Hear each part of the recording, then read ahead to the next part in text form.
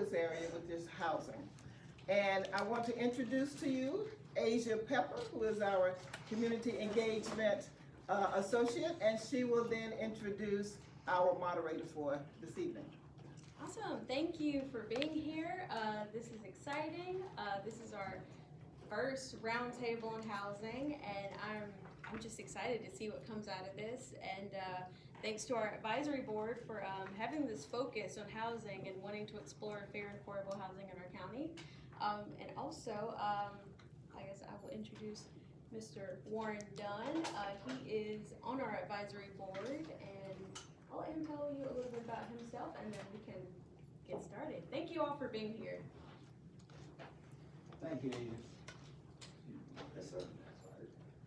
I need that piece of paper in front of it. My is mostly yellow sticky notes, so I don't know what I have to do. A little bit about myself. I'm Warren Dunn. I moved to Winston-Salem about 6 years ago and became very interested in the problems that face Winston-Salem as well as the great advantages of living here. Housing has always been a part of my career. I was an assistant secretary at HUD during the Carter administration and actually came to Winston-Salem for a review, and I think Kevin just went through one here not too long ago for HUD, and it can be kind of rough. But I'm going to just take a couple of minutes to try to put it a little bit into perspective. And before I formally introduce my guests, actually I'm not going to formally introduce them, they're going to introduce themselves, but I do have a question that I'm going to put to them. And that question will be, as they each introduce themselves, is what is the biggest challenge that they perceive that they have in helping alleviate what I will call throughout the presentation a housing crisis, an affordable housing crisis. There will be those who will suggest maybe the word crisis can apply to many different things, but certainly we have a housing crisis. And the thought is not original with me. It is the conclusion of a statement by the Winston-Salem Journal editorial board commenting on the importance of having a sufficient supply of affordable housing. Quote, ultimately, affordable housing should be the norm. Every family, every individual should be able to afford a roof over their heads in a safe neighborhood at a price that allows them to buy food and medicine and save for their future. That's the ultimate goal. That's the American dream. That may be a dream, but fulfilling it can sometimes be a nightmare. This is the cover. This is the cover of the Winston-Salem Forsyth County Housing Study and Needs Assessment. Now, the actual report is about 180 pages long, 200 pages if you include the appendix. It makes it a very powerful case for more affordable housing. But with all due respect, it boils down to something most everyone I have talked to can agree with. We have an affordable housing crisis. We are told we will need to have at least 15,000 units over the next 10 years. Some say we need those units right now. The crisis comes at a time when Winston-Salem is at the tipping point for gentrification. And it doesn't take more than the tour of downtown to see market rate apartment buildings springing up everywhere. Most of those in the construction business, and we have some commercial developers here, who will tell you that building affordable housing in a hot market cannot compete with building market rate housing because of the cost of construction, unless those costs are subsidized in some manner. Our crisis was precipitated by the facts of life. I have been told by developers that housing affordability in Winston-Salem, largely because of the disparity in income levels, has been pegged at about $500 a month for an apartment, and it's been pegged at that for a long time. And it would demand, but those apartments today, some of them could demand a market rate of closer to $1,000 a month. Lastly, this crisis also comes at a time when the federal government is cutting back on subsidizing housing. President Trump's 2020 budget, which is merely a message he's sending to Congress that sets a priority for his administration. And it was reported in the website for Affordable Housing Online, claims that the economic impact on several critical programs practically zeroed out. And I've been told over time and time again that we cannot rely on the federal or state governments, that it's up to us. And I guess we're us. Now, I hope what I've said will help set the course of discussion tonight in some regard. But with that, let me ask the participants to introduce themselves. I'll start with you, Kevin. Sure, yes, sir. Thank you for that. I'll stand just because I've lost my voice. As Warren mentioned, we had a site visit from HUD last week, and then I had a board meeting today, so I've been projecting a lot, which I'm not very good at, and I apologize, so bear with me this evening. So I'm Kevin Cheshire with the Winston-Salem Housing Authority. I have been involved in affordable housing in one way or another since 2008, when I graduated from law school. Represented a lot of affordable housing developers when I was in private practice. Transitioned to an in-house role at the Winston-Salem Housing Authority in 2013. Was general counsel for the Housing Authority. Shifted gears a little bit, retained the general counsel role. Also served as the vice president of real estate development, which Warren and many on the panel, and I'm sure many of you in the audience know, real estate development for a public housing authority is not really like real estate development in the private market. There's some overlap, but it's a little bit different. And so I served as the vice president of real estate development and general counsel for roughly 3.5 years. And then a month ago today, was appointed to serve as the executive director of the housing authority.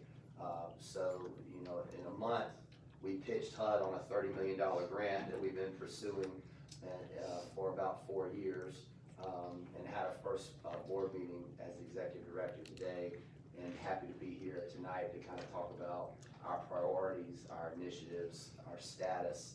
I think, you know, one good thing about bringing in someone who's in-house, not that it necessarily need to be me, but you don't have this kind of up to speed, period.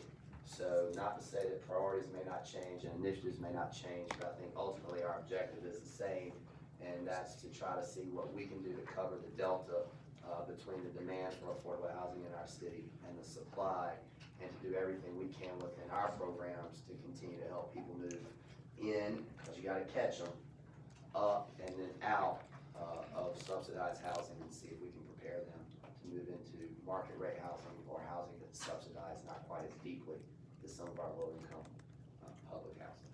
Thank you, Kevin. Yes, sir, thank you. I think he was being a little modest. He beat out 35 candidates for the job. Kevin, I want to ask the question. I'll start with you. What's the biggest challenge your organization faces in helping provide affordable housing? Take a couple of minutes, if you would, just to kind of capitalize it. Yeah, you know, I'm gonna obfuscate a little bit, so forgive me that kind of personal privilege. I think you could point to a lot of things, right? I think we've got housing that's becoming obsolete, if not functionally, then from a capital improvement standpoint. In other words, we've got sites that we are able to cash flow operationally, meaning we can generate enough revenue to cover our expenses, but we can't cover our depreciation, and that's been the case for years. We've got other sites that we cannot even cash flow, so our operating expenses are not covered by our revenues, which includes our HUD subsidy, okay? So I think figuring out a way to address that. This is not an ask of the elected officials in the room, but just take, for instance, the city of Durham recently passed a housing bond. I don't remember how many tens or maybe $100 million housing bond. And a lot of that money is going to essentially rehab public housing that is roughly the same age, the same style, the same subsidy model as our public housing. I think thankfully, you know, we're not in that position as a housing authority where we're having those conversations with the city to say, hey, we've got crumbling housing, we need to bond and make sure it doesn't crumble anymore. I think the position that we're in is figuring out what we can do to cover that gap, right? So I think, not to point to one particular thing right now, I'm gonna get to that, but I think the first thing is we just need to address our aging public housing and make sure that's sustainable. We need to figure out a way, and I know you foreshadowed Crystal Towers, which I get, that pops up every time I go anywhere, and I understand that, I don't run from that. But we need to figure out a way to preserve our organization's housing, okay, with without becoming the great gentrifier in Winston-Salem. And I think our challenge is we do have some sites that are very valuable. Some of those sites that are in very valuable locations are the ones that we're having the hardest time cash flowing. And so we know right now the trade-off is dispose of that site, avail ourselves of those funds that are coming in after we dispose of that site, and then reinvest in additional housing. But we also know that there are some problems with that, and we get that, okay? We can get into that a little bit more later. So I think preserve our current stock of housing, cover the delta between supply and demand, and doing it without actually gentrifying or appearing as if we were gentrifying are challenges. Now, all that being said, and those I think would be perfectly legitimate answers, my response to that is I think my biggest challenge is being nimble enough to assist folks who are up here and out there in facilitating the development of housing, right? Historically, the Housing Authority has all operated somewhat in a silo, and we can't cover, what is the gap, 20K, 30,000 units or something projected? We can't cover that. We haven't developed 30,000 units in the history of our organization's existence. So we need to figure out a way, whether it's project-based vouchers for private developers, whether it's small area fair market rent so that we can pay a higher subsidy in areas that have higher rental rates. We need to figure out a way to be nimble enough to partner with, collaborate with, whether it be the city, whether it be CDCs, whether it be private developers who are doing market rate, so that we can get 10 or 12 or 30 or 50 units here and there as we can in areas of opportunity. That's not just housing that we work on for 4 years and then eventually develop and own and operate and manage ourselves. Thank you, Jim. Thank you. Dee Dee Adams really needs no introduction. She's a household name. You were at a conference, I believe, a goal-setting conference in the convention center not so long ago, in which you said that we ought to be studying the best practices of Durham and Raleigh and Charlotte, and to get this affordable housing train back on the track. You want to elaborate on that? Again, I'm Dee Dee Adams. I'm the council member for the North Ward. I've been on the city council for 11 years. I was born and raised in Winston-Salem. As a matter of fact, I grew up, my mom and dad bought their first house on Oklahoma Avenue, 2325 Oklahoma, right behind the Blue General store where the hot dog place is on Patterson. We lived up on the hill in that brick house in 1964 to 1979. I am chair of the Winston-Salem City Council Community Development, General Government, and Housing Committee. And in that housing falls under our care. We are in a very precarious situation right now across, not just in Winston-Salem, but across the country. It is everybody, any city you go to, I don't care if it's a little village with 200 people, they got an affordable housing issue. Because the rate of pay and jobs has not kept up with the cost of living, and we all know that. And the thing that I always go back to, and people always say, why do I do that? Because I know that's why. We are in the shape we're in mostly because we don't vote. People get in that don't care about the least of us and our agendas, period. So what's going on in Raleigh when they cut the money for housing, finance, and other things? What's going on in Washington when they have just been cutting the HUD budget, particularly for public housing, affordable housing, anything, community development, block grants, anything that's got to do with housing. As they said, Winston-Salem, our study, somebody got a copy of it, I think. The housing assessment study, just so we don't get it twisted, that's the city tax dollars that pay for that study, I think. And I know, not throwing no shade to the county, but I was in a forum last night, and they basically said that they don't do housing, that's the cities do. So that's why they're not a part of that, because we needed some real data and a point to start at. Because you can say you got a problem or an issue, but if you can't prove why, what is it? Well, we got a housing affordability. Well, how do you know? Well, we know that people don't have nowhere to stay because they can't afford market rate. Well, how do you know? Well, because the average median income in Winston-Salem is XYZ and it's not enough to take. Well, how do you know? Because most of the people that need affordable housing make less than $10 an hour, if not $7. My job and my passion right now, and I've been on the housing committee since I've been on the council. I was vice chair and then I'm the chair. But I just didn't start there. I've been doing this at least over 30, 40 years. Seeing how the displacement has happened, seeing how urbanization and revitalization came through East Winston. And that's the reason we ended up on Overland. They came down Martin Luther King, which was Claremont. We lived on Claremont, where those apartments are, across from the Still Estate Place. And they told my mom and dad they had 3 months to move with 7 kids. We were paying $6 a week for rent. Before then, we were displaced from Highway 52 on southbound, on the railroad track. We was displaced from a duplex that had 2 bedrooms, kitchen, living room, and another family living on the other side. I say all that to say that lately, okay, we got a new executive director of the Housing Authority. I congratulated him. But I've always been concerned that the city did not have a relationship in a very long time with the Housing Authority, and we were both operating in our own silos and not talking to each other. A lot of the organizations that say they want to be about affordable housing, y'all know my mantra is you talk too much. Let's do something. Talk it, don't work. Doing it works.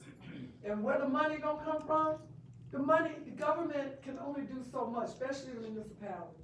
But we believe in collaborations of public and private sector partnerships. I am of the adage, and those that's got the money, be mad, I ain't mad. But you need to put into the deals that go on with the city that affect the quality of life of everybody. And that's where I go with that. Warren. Thank you. You're welcome. You mentioned silos. That is a problem that we've been able to discern. And I believe that the Partnership for Prosperity is looking at examining how can we communicate better between us. All these organizations in Winston-Salem who are working on this problem. And there are some 400 volunteer organizations in Winston-Salem doing something. And as Paula said in one of our meetings, the needle hasn't moved that much. So we need to find a way to intercommunicate a little bit better, eliminate those silos so that people can get into doing some action together that will have a synergy. Daniel, thank you for coming up and introduce yourself and Great to be here. Okay.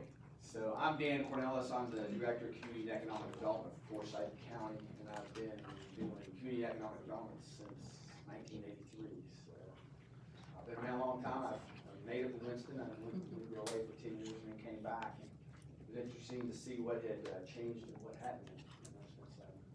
I'm going to correct Dee Dee a little bit. I hate to do that to her. Go ahead, y'all do a little money. The county likes to put money into projects, but they don't like it to be their money. That is correct. I was hired with the assumption that, Dan, you go out and do great things, but we're not putting money in, but we are getting federal and state money. So my job was to leverage as much Yeah, as we and can. Jeff will tell you that's what the 5 or whatever 3-4 said last night, didn't they? They stood up and corrected us. We don't do housing like y'all. And that is true, is it right? Right, I can't answer that. I don't see my commissioners here, so. I will tell you this, though, I have seen some changes, and we do first-time home buyer programs, and we probably close to 1,000 folks that we provide down payment assistance to using North Carolina housing financing. North Carolina housing financing. And we provided down payment assistance up to $25,000, $30,000 for first-time home buyers. For years and years and years, we provided financing to folks that were buying a $110,000 house, 3 bedroom, 2 bath, a little bit of a driveway, and we would get those people to buy those houses at $110,000, which is great. It was the perfect home. Didn't cost a lot of money, and a lot of those people were paying less in their loan than they were paying in rent. But we eventually went up. A couple of years ago, about a year or 2 ago, we went up to $120,000. About killed me just thinking, $120,000 for a first-time home buyer? Well, fast forward, we just upped our amount to $170,000 is the maximum. And so I have never seen housing appreciation in the buyer's market, home ownership market than I've ever seen in the last 6 or 7 months. I'm not sure if we have a bubble or not. I'm really a little bit worried about that. I never say, well, I look at Zillow all the time. Everybody know what Zillow is? Oh, yeah. My house was out there doing good, over 190,000. And about a month ago, I looked and all of a sudden it was 250,000. I'm telling, honey, we're selling, we're moving. So, but it's amazing. I've seen those house prices go. And what's happening is we went through a big recession, a really big recession. Almost all the houses lost value, and some houses lost a lot more than others. On the east side of Winston, people losing 50–60% of their house, their values. And so that was a tough nut to follow. But what it did was there were many developers. We had Pierce Homes, which Dee Dee has been very big on in supporting. We were able to get that money. We used NSP funds Yep. from HUD, and we were able to build the Enclave Apartments as a result of that.